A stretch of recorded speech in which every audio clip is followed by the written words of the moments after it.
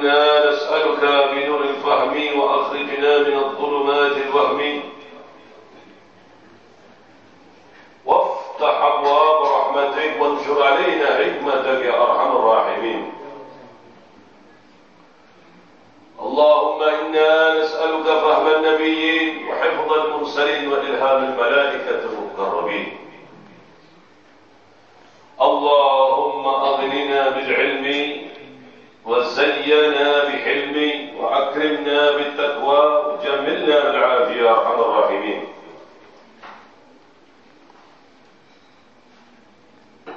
سبحانك لا علم لنا إلا ما علمتنا إنك أنت عليم حكيم.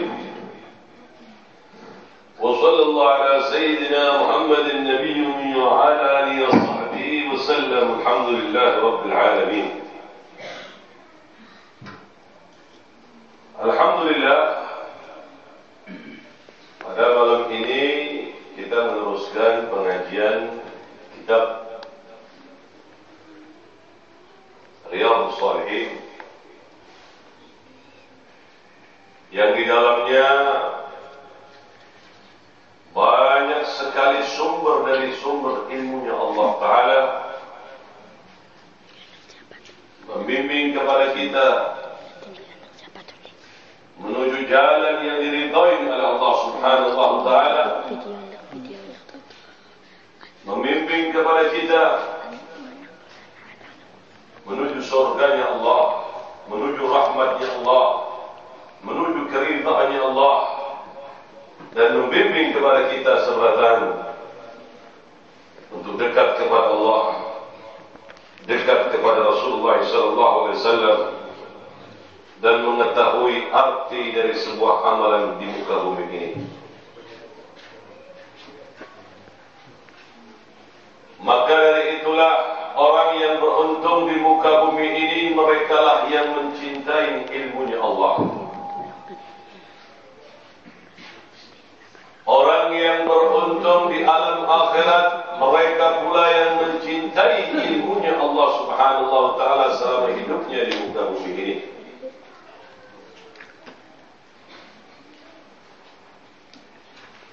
Sebagaimana firman Allah Ta'ala, yarfa'illahu alladhina amanu minkum walladhina utul ilma darajat. Karena orang yang diberikan oleh Allah Subhanahu wa Ta'ala kecintaan dengan ilmunya Allah Ta'ala tidaklah gampang. Artinya, kalau harta Allah berikan kepada orang yang dicintai, demikian pula kepada orang yang tidak dicintai oleh Allah.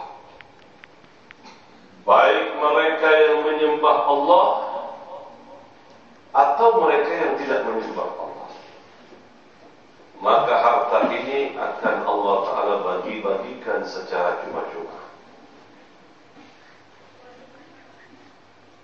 Karena harta ini tidak ada pengaruhnya sedikit pun di hadapan Allah. Maka dari itu, harta ini Allah berikan baik orang yang mendapatkan keridhaan Allah atau orang yang mendapatkan kemurkaan Allah. Lain halnya dengan ilmunya Allah. Lain halnya orang yang diberikan kecintaan kepada ilmunya Allah, kecuali mereka lah orang yang ditunjuk oleh Allah. Mereka lah orang yang mendapatkan hidayah dari Allah. Mereka lah orang-orang yang ahlul khair. Mereka lah orang-orang yang diberikan oleh Allah Subhanahu wa Ta'ala kekhususian. Mudah-mudahan kita semua termasuk orang-orang yang telah diberikan khususiyah oleh Allah. Mudah-mudahan kita semua orang-orang yang benar-benar mencintai Allah dan dicintai oleh Allah Ta'ala. Amin ya Rabbal. Amin ya Rabbal. Amin. Kali ini bab penting. Apa sih yang Allah Ta'ala lihat kepada kita?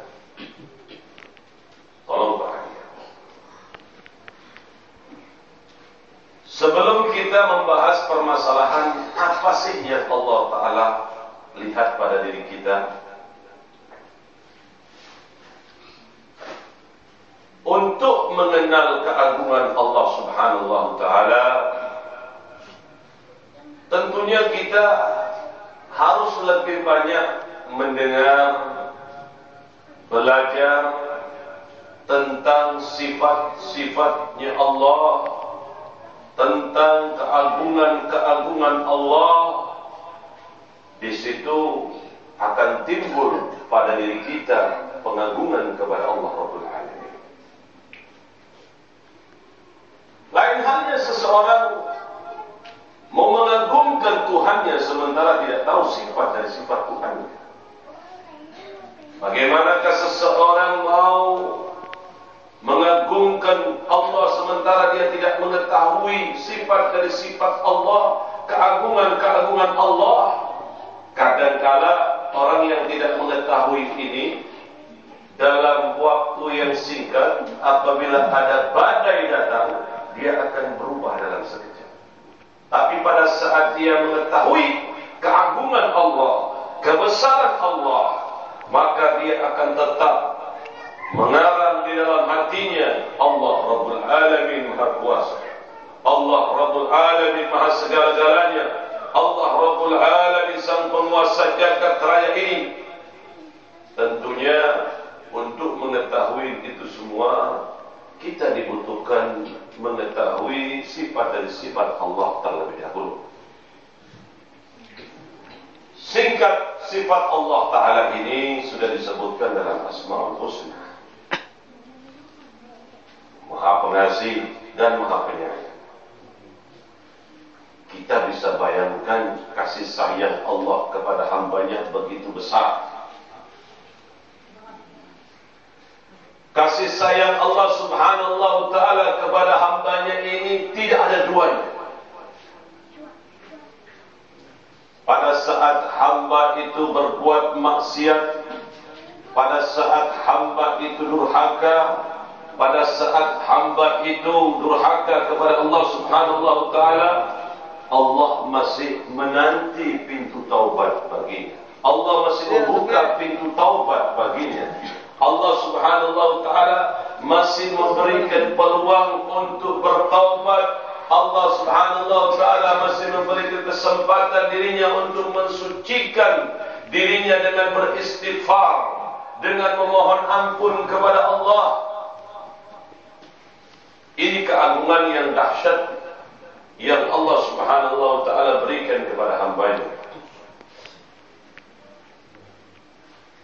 Dan kalau kita lihat bagaimanakah besarnya kasih sayang bapak-bapak, ibu-ibu terhadap anak ibu, bagaimanakah kasih sayang ibu pada waktu ibu melihat anak ibu masih bayi, disusuinya, dijagahnya, disuapinya, difikirkannya. Subhanallah, kasih sayang kita terhadap anak ini belum seberapa dibanding kasih sayang Allah kepada hamba-Nya. Kasih sayang Allah kepada hamba-Nya ini lebih ganal daripada kasih sayang orang tua terhadap anak. Pernah Nabi Allah Harun alaihi salam, maksud ulun Nabi Allah Harun meninggal dunia, Nabi Allah Musa bertanya kepada Allah Ta'ala tentang keadaan Nabi Allah Harun alaihissalam. Nabi Allah Musa bertanya kepada Allah, Ya Allah, kaifa akhi Harun, kaifa akhi Harun, kaifa akhi Harun. Ya Allah, bagaimanakah kabarnya saudaraku Harun, bagaimanakah kabarnya saudaraku Harun. Artinya Nabi Allah Harun telah meninggal terlebih dahulu sebelum Nabi Allah Musa. Pertanyaan Nabi Allah Musa ini dijawab oleh Allah Ta'ala, Ya Musa, kalau seandainya ikam mengetahui bagaimanakah kasih sayangku kepada hambaku, ikam tidak akan menanyakan tentang hal yang ini.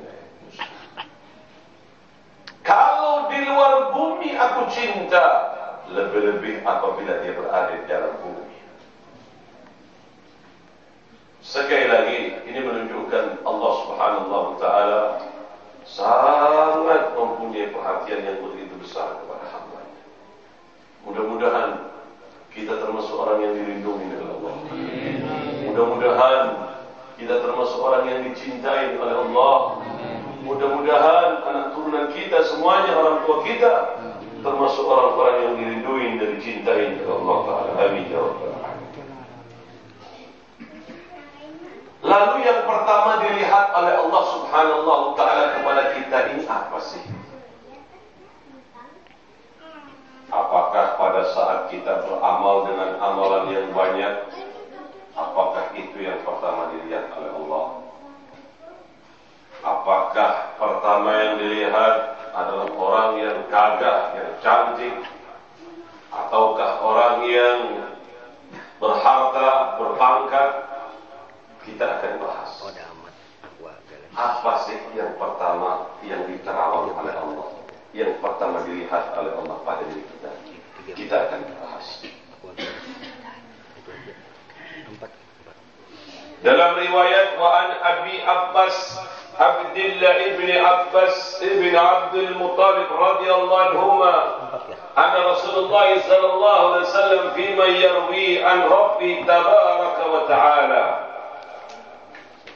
Ya, Nabi Muhammad mendapatkan kabar dari Allah Ta'ala. Artinya kabar di sini melalui wahyu yang turun kepada Nabi Muhammad SAW. Baik wahyu yang turun lewat manamiyah atau wahyu yang turun lewat yaqdatan. Ya. Qala Inna Allah kataba al-hasanat was-sayyi'ati thumma bayyana dhalik. Mohon yang di luar silakan masuk, saudara-saudara. Yang di luar silakan masuk. Masuk aja. Silakan masuk. Silakan masuk. Silakan masuk, saudara-saudara. Yang di luar silakan masuk. Ya, silakan. Silakan masuk. Ya. Di situ kosong di situ. Silakan. Di situ kosong. Silakan. Silakan. Taman dari taman surga ada yang kosong. Tolong perhatikan.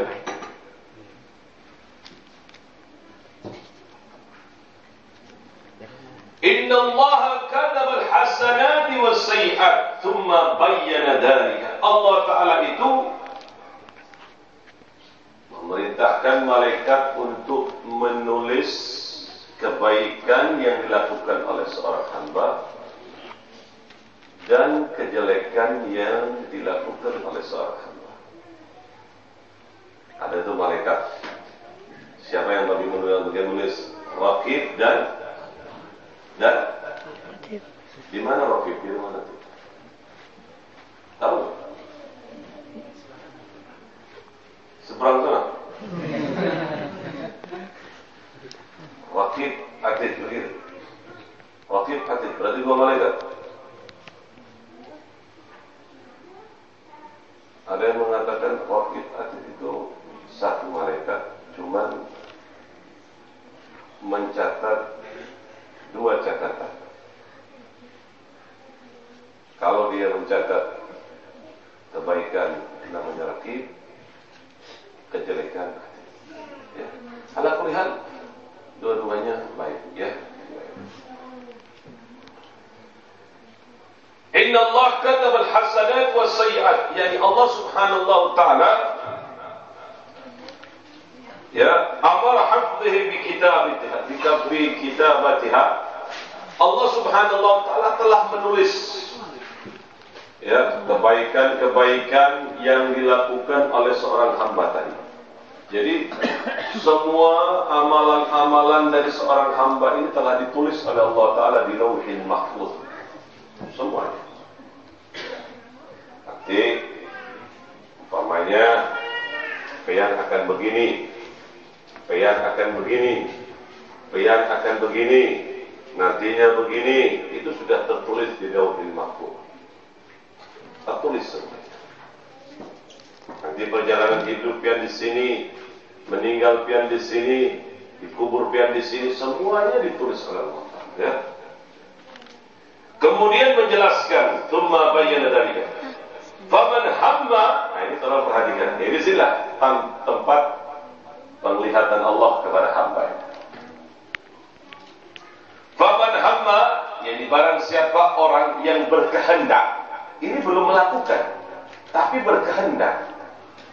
Artinya, pada saat seseorang berkehendak melakukan kebaikan, artinya si bin ini niat akan melaksanakan kebaikan. Betul kan? Berkehendak artinya niat akan melaksanakan kebaikan. Begitu. Faman hamma bihasanatin falam ya'malha, kataba Allah Ta'ala tabaraka wa ta'ala indahu hasanatan kamilatan. Barang siapa orang yang berkehendak, sekali lagi, barang siapa orang yang berkehendak melaksanakan amalan kebaikan, kemudian amalan kebaikan itu belum dilakukan, tapi berkehendak. Misal, seseorang mau hadir majelis taklim, dia niat mau hadir majelis taklim, berkehendak mau hadir majelis taklim, ya. Falam ya'malha, akan tetapi amalan kebaikan tadi ini belum dia lakukan. Tapi amalan itu baik. Amalan itu baik. Falam ya'malha, kataba Allah tabaraka wa ta'ala indahu hasanatan kamilatan. Maka niat yang baik yang tidak pian lakukan tadi, Allah perintahkan malaikat untuk menulis satu pahala. Misal contoh, Ahmad akan menghadiri suatu majelis taklim. Ahmad hanya terlintas, Allah nanti akan menghadiri majelis taklim. Sudah asar, sudah maghrib, sudah isya. Kemudian berhalangan, anak sakitkah atau apakah, niat yang tersembunyi baik pada diri Ahmad, Allah perintahkan malaikat untuk mencatat kebaikan. Berarti apa? Berarti Allah Subhanahu wa ta'ala ini pertama melihat amalan seorang hamba itu adalah hati seorang hamba. Ini hati-hati. Pertama yang diterawang oleh Allah, pertama yang dilihat oleh Allah, pertama yang Allah Subhanahu wa ta'ala lihat dari amalan seorang hamba itu adalah hatinya. Sekali lagi, hatinya. Seganal apapun amalan seseorang itu, kalau hatinya tujuannya ingin dipuji, dimanja, dipuja, maka amalan ini tidak ada artinya dan tidak berpahala. Amalan yang sedikit ikhlas, hati ini ikhlas, hati ini tempat niat, ikhlas semata-mata karena Allah. Yang sedikit itu lebih afdal daripada yang banyak tidak ikhlas. Akan tetapi yang banyak ikhlas lebih baik daripada yang sedikit ikhlas. Jangan nanti sedikit aja sudah cukup, yang banyak ditinggalkan. Nah, ini kan keliru. Yang lebih baik kita ambil yang lebih baik, yang banyak ikhlas lebih afdal daripada yang sedikit ikhlas. Nah, ini harus kita perhatikan Bapak-bapak, Ibu-ibu.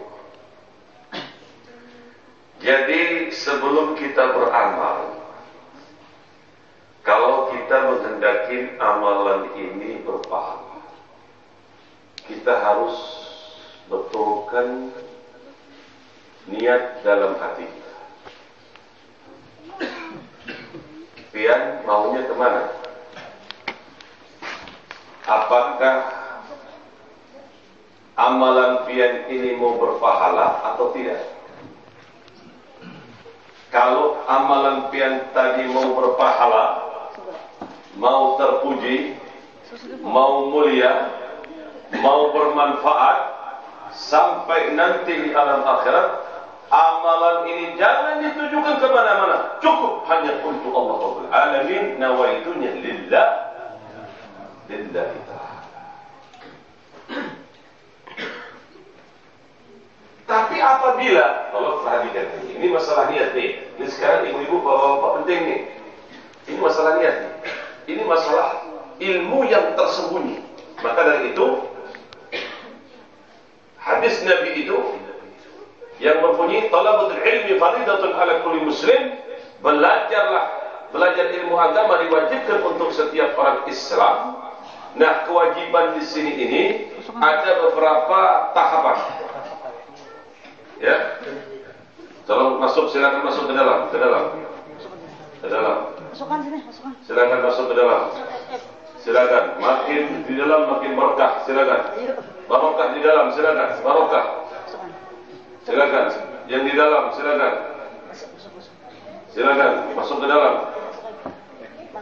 Silakan masuk yang di dalam. Silakan. Ya, silakan masuk di dalam. Masuk di dalam. Ya, kembali lagi ke permasalahan tadi.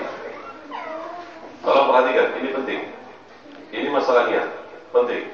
Perhatikan. Jadi sabda Nabi, talabatul ilmin faridatun ala kulli muslim, belajar ilmu agama diwajibkan untuk setiap orang Islam. Tafsiran Imam Ghazali mengatakan di sini masuknya salah satunya 3 ilmu yang diwajibkan. Ilmu syariah ini nanti kita akan bahas. Ilmu tauhid itu nanti kita akan bahas. Nah, ini ilmu sirri, ilmu yang tersembunyi. Apa itu? Niat dan ikhlas ini.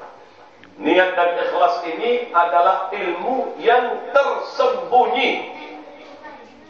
Kalau ilmu syariah kan kelihatan, kan membaca Fatihah benar nggak benernya kelihatan, membaca tajwidnya, makhraj min makhraj hurufnya benar tidaknya kan kelihatan, nampak, terdengar, jelas. Betul tidak? Betul tidak? Ilmu tauhid untuk mengetahui hakikatnya Allah Ta'ala, bagaimana sih Allah Ta'ala ini agung tidaknya Allah, kita kembali kepada ciptaannya Allah terlebih dahulu. Allah perintahkan itu, Allah tuntun. Afala yanzuruna ila al-ibil kayfa khuliqat. Allah perintahkan kita untuk melihat.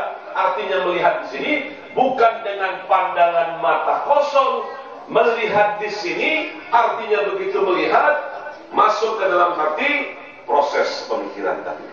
Kita diperintahkan untuk memikirkan tuh, bagaimanakah Allah Ta'ala ciptakan ini gunung. Wa ila as-sama'i kaifa rufi'at.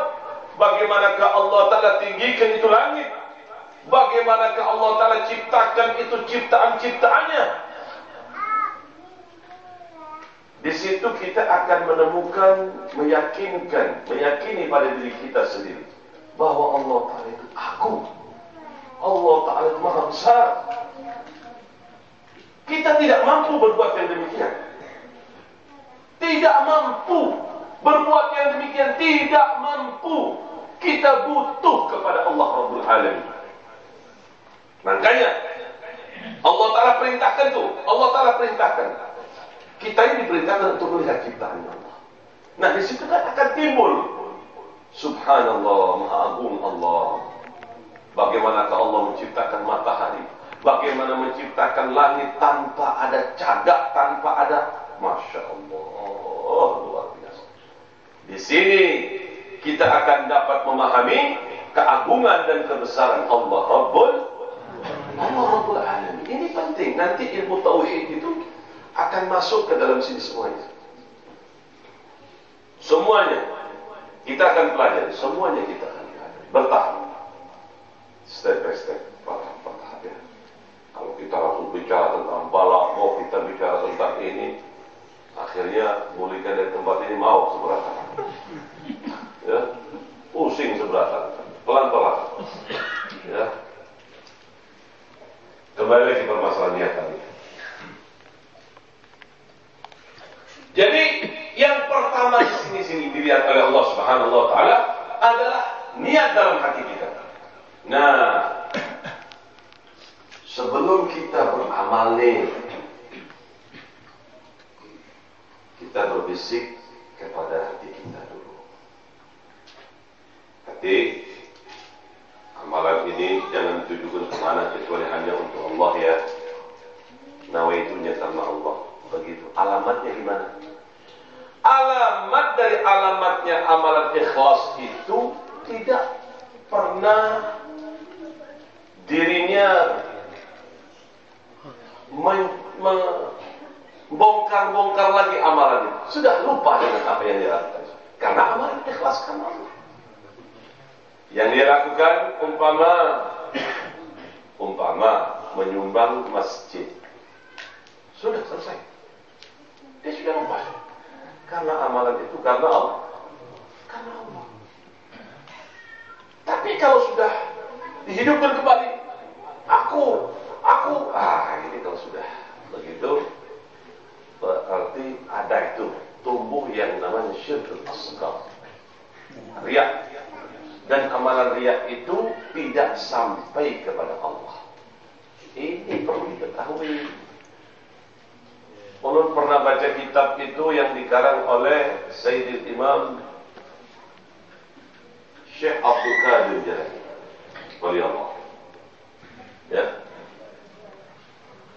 Pada saat malaikat tadi menyodorkan amalan-amalan kepada Allah Subhanahu wa taala, ternyata banyak amalan yang ditutup.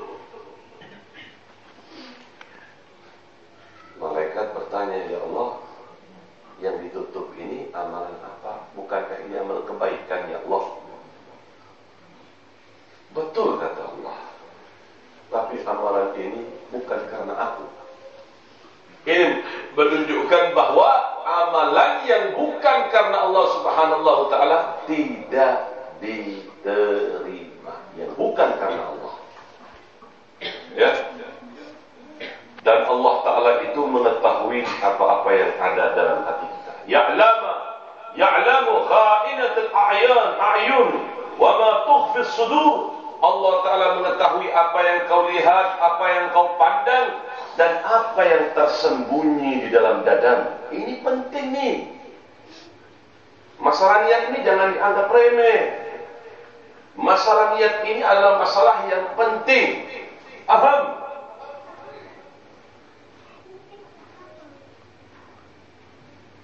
Maka dari itu disebutkan dalam satu kitab, fasahih niyati qabla al-amali. Benarkan terlebih dahulu niatmu sebelum kau ini beramal. Pada saat kau mantapkan amalanmu semata-mata karena Allah Rabbul Alamin, maka Allah Subhanahu wa taala akan ikut terlibat dalam amalanmu tadi. Dan tidak ada satupun amalan seorang hamba yang semata-mata karena Allah Ta'ala tidak dibalas. Tidak. Pasti akan datang balasan dari Allah. Pasti. Tidak ada satupun yang tidak dibalas oleh Allah. Semua mendapatkan balasan dari Allah. Nah, ini tolong diperhatikan.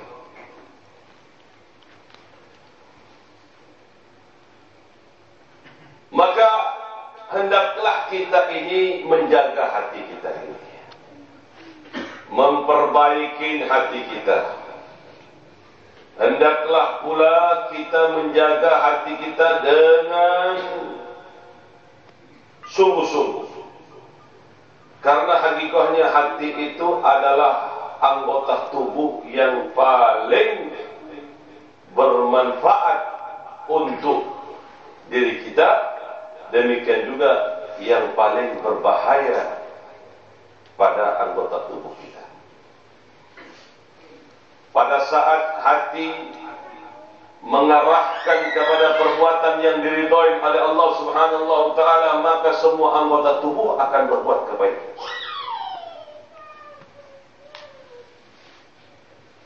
Demikian pula apabila hati menginstruksikan kepada perbuatan yang tidak diridhoi oleh Allah Subhanahu wa taala, maka semua anggota tubuh akan berbuat amalan yang tidak diridhoi oleh Allah.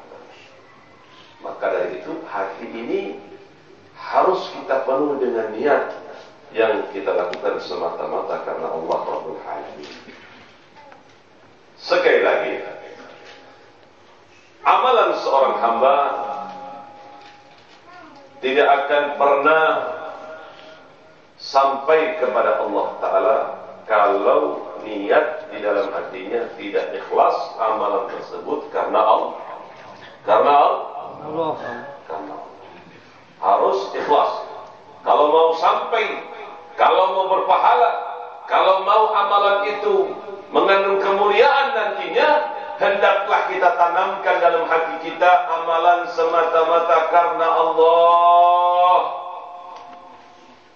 Memang kadang-kadang pahit, tapi pahit ini bermanfaat. Tidak semua pahit itu berbahaya. Ibarat seperti orang meminum jamu, pahit di lidah, tapi menyegarkan kepada tubuh. Pada saat seseorang beramal ikhlas semata-mata karena Allah, karena tidak ada yang memujinya, karena tidak ada yang menyanjungnya, karena tidak ada yang memuliakannya, terasa pahit bagi mereka yang baru mencoba melakukan hal yang demikian. Tapi bermanfaat, agung, besar, menyebabkan seorang tersebut mendapatkan bimbingan dari Allah, menyebabkan orang tersebut mendapatkan kemuliaan dari Allah, menyebabkan amalan-amalan yang dia lakukan dan mengandung pahala yang begitu besar. Ini pesan Allah. Di zaman Nabi Muhammad SAW ada seorang laki-laki gemar berinfak, gemar beramal kebaikan. Lalu laki-laki tersebut berkata kepada Nabi Muhammad, "Ya Rasulullah, ulun ini senang berbuat kebaikan ini, senang melakukan ini, senang melaksanakan ini. Cuman rasa-rasanya ya Rasulullah, kalau tidak ada yang memuji ulun, rasa-rasanya kurang enak." Ya, beda loh. Orang meminta pujian dengan orang tiba-tiba memujinya. Kalau orang mengharapkan pujian, ini sudah amalan-amalan riya. Tapi amalan ikhlas karena Allah, tiba-tiba ada yang memujinya, itu hadiah dari Allah Ta'ala. Itu keagungan yang Allah berikan kepada hamba. Tapi tanpa kita terlintas dalam hati kita pujian. Ya,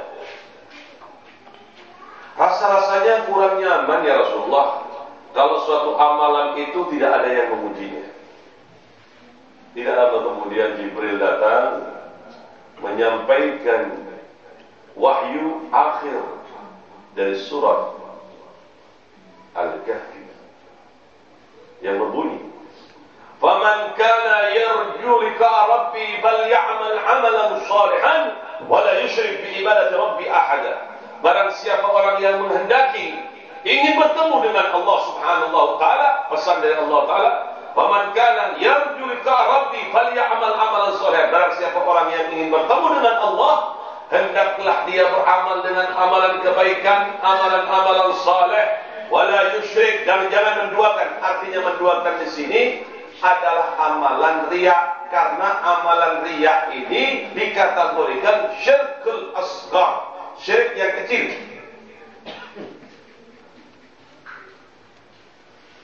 Artinya syirik kan amalan selain untuk Allah. Menyembah selain kepada Allah itu syirik. Betul tidak? Beramal bukan karena Allah, ini namanya syirik juga, tapi syirik yang kecil. Karena sini masih beribadah semata-mata karena Allah.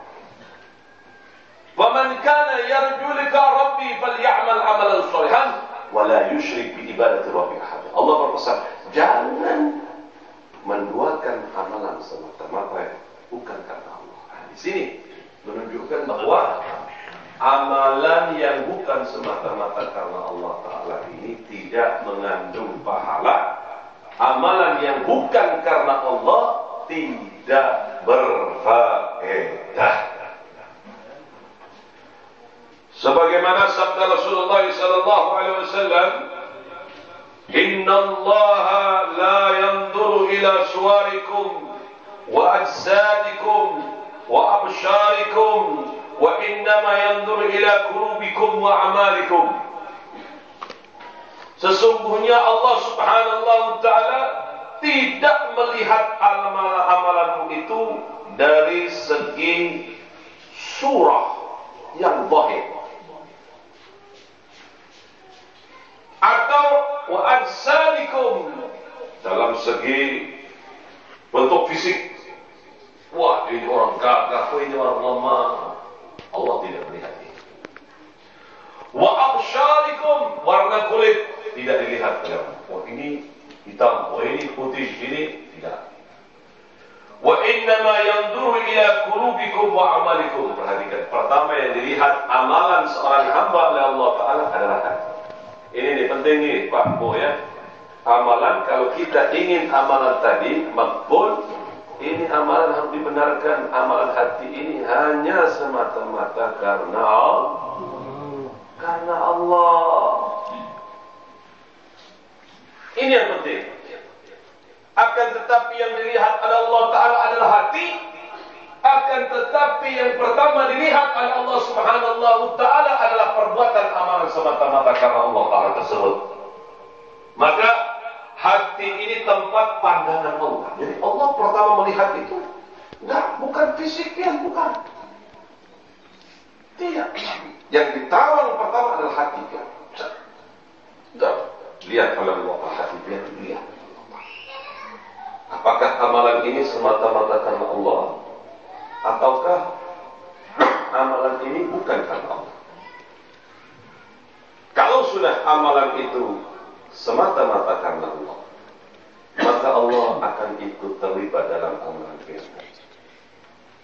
Akan terlibat.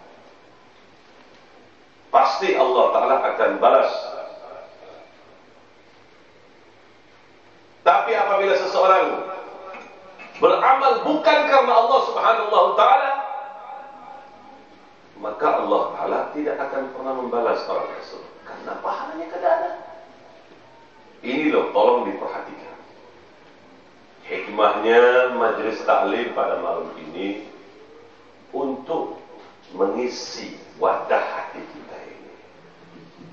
Ini hati, kalau nggak dibersihin dari kotoran-kotoran hati di dalamnya ada dengki, ada perbuatan yang tidak diridhoi oleh Allah, perbuatan yang mengundang murkanya Allah. Kalau tidak dicuci dengan ilmunya Allah, maka hati ini terus akan membusuk dan terus akan menginstruksikan kejelekan.